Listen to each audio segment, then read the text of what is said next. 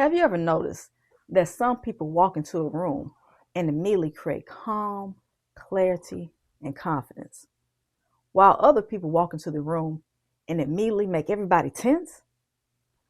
Both people may technically be leading, both people may technically be in charge, but the energy feels completely different. And that difference usually comes down to one thing: taking charge versus taking control. A lot of people think those two things are the same. They're not. And honestly, this confusion is one of the biggest reasons workplaces become toxic, relationships become exhausting, and high performers emotionally check out long before they physically leave. Because there are people who know how to lead, and then there are people who need to dominate every environment to feel secure. Those are not the same thing. Today we're going to talk about the difference between taking charge and taking control, how controlling behavior damages professional and personal relationships, while high performers struggle under controlling leadership, and how emotionally intelligent leadership actually works. Because some people think leadership means controlling everything, but real leadership is knowing what requires your presence and what requires your trust. Now let's get into it. Taking charge creates stability. Taking charge is not a bad thing. In fact, sometimes it is absolutely necessary.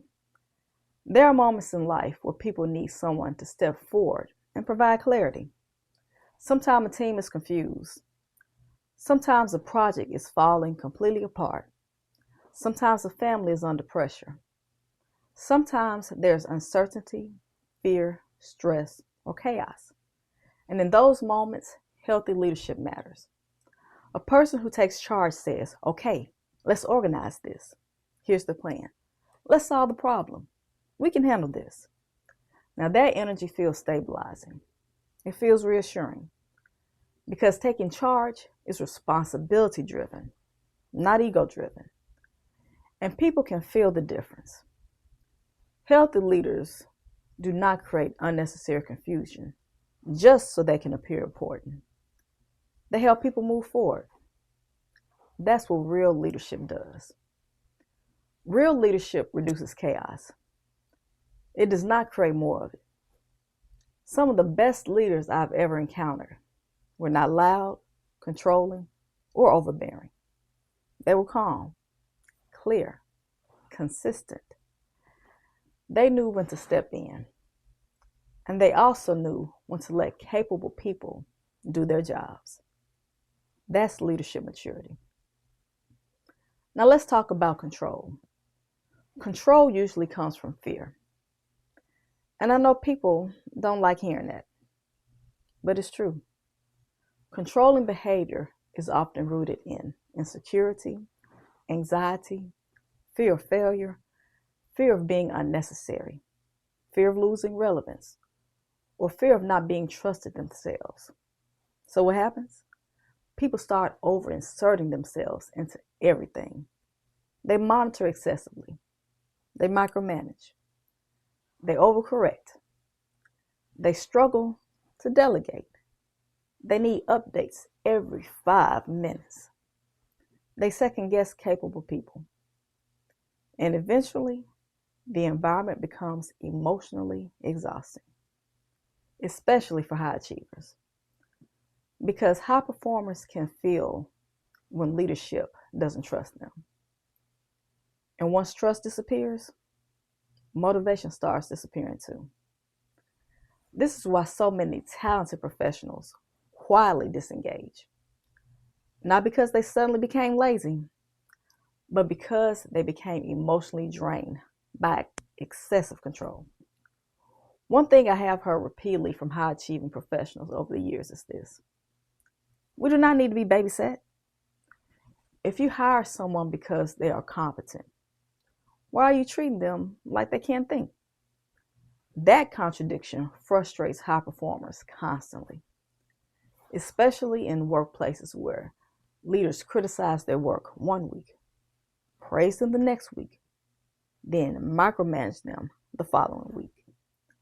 That inconsistency creates confusion. And eventually people stop caring, not because they lack ambition, but because they realize excellence is not creating freedom. It's creating more scrutiny. And a lot of high performers are punished with more work. The reward for efficiency becomes, great, here's even more responsibility. The reward for competence becomes, now I need to oversee you even more because you're important. That burns people out quickly. Because autonomy matters. People want to feel trusted. People want room to think. People want ownership over their work. And controlling leadership suffocates all of that. Do you know where things get tricky? They get tricky when control disguises itself as helping. Because controlling people rarely describe themselves as controlling. Usually they describe themselves as detail-oriented, highly involved, protective, responsible, or committed to excellence. But there's a difference between support and suffocation. There's a difference between accountability and dominance. And sometimes what people call helping is actually anxiety management. They're trying to reduce their own discomfort by controlling everybody else. And you see this everywhere, in workplaces, in marriages or romantic relationships, in parenting, in friendships. Some people cannot relax unless they are directing every outcome. But eventually people start feeling emotionally boxed in. And that creates resentment because nobody wants to feel constantly managed in relationships that are supposed to involve trust. One thing people underestimate is the emotional exhaustion that comes from constantly being controlled. It drains creativity. It drains confidence. It drains initiative. Because eventually people stop asking, what do I think? And they start asking, what will keep this person from criticizing me? That's not healthy. And it's definitely not leadership. It's survival mode. This is why controlling environments create passive employees. People stop innovating because innovation becomes risky. People stop volunteering ideas because ideas get shut down. People stop going above and beyond because extra effort is not respected anyway. And then leadership complains. Nobody takes initiative anymore. But sometimes the environment trained people not to. Now here's where the real distinction becomes clear. A person who takes charge develops people. A person who takes control limits people. Healthy leaders create growth. Controlling leaders create dependency. That difference matters. Because if your leadership only works when everybody stays dependent on you, that's not leadership strength. That is leadership insecurity. The strongest leaders I know are not obsessed with proving they are the smartest person in the room. They are focused on building strong teams, strong systems, strong people. Insecure leaders are not threatened by competent people. Insecure leaders, they often are. Now that's another conversation many workplaces avoid. Sometimes micromanagement is not really about productivity. Sometimes it's about insecurity. Sometimes leaders become uncomfortable around highly capable employees because excellence exposes leadership weaknesses. And instead of developing those employees, they start controlling them. That happens more often than people realize. This does not only happen professionally, it happens personally too.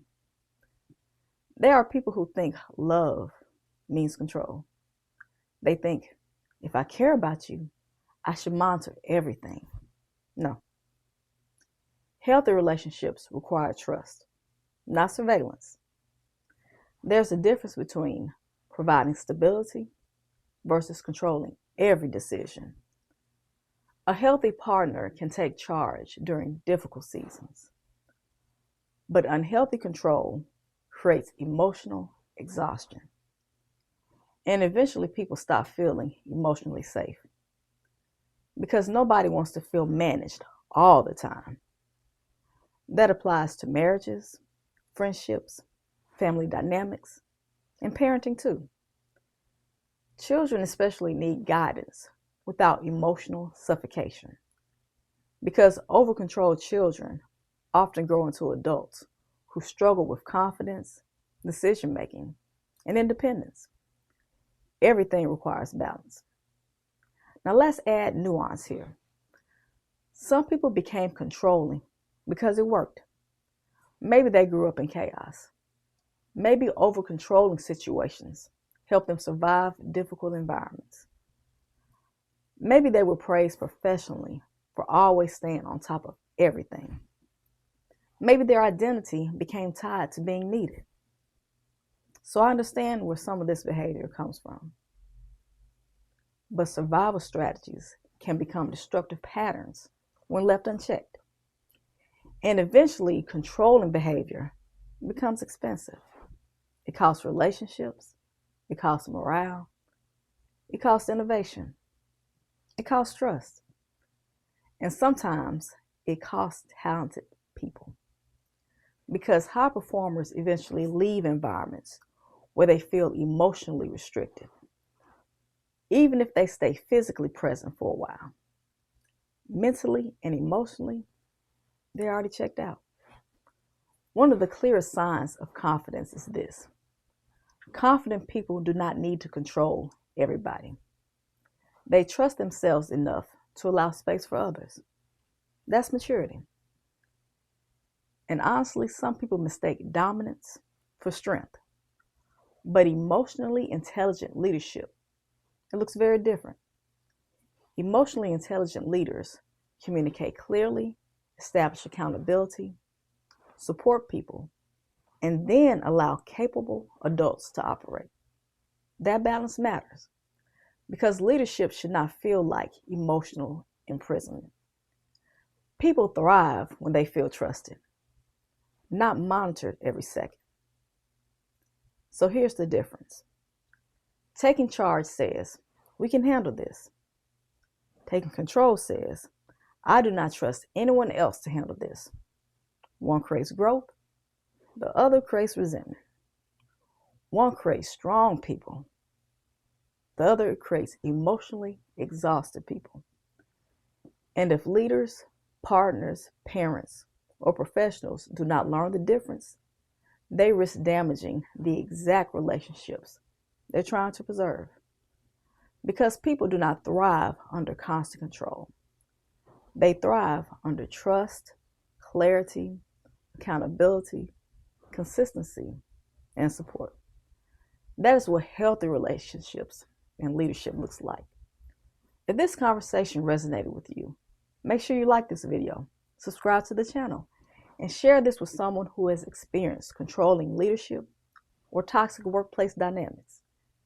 And if you are interested in building additional income outside of your 9-to-5 through vending machines without rushing into emotional business decisions, download the free Control Star checklist in the description below. This checklist was designed to help professionals think strategically, verify decisions carefully, and avoid costly mistakes before entering the vending machine business. No hype, no pressure, just structure and clear decision making. And I'll see you in the next video.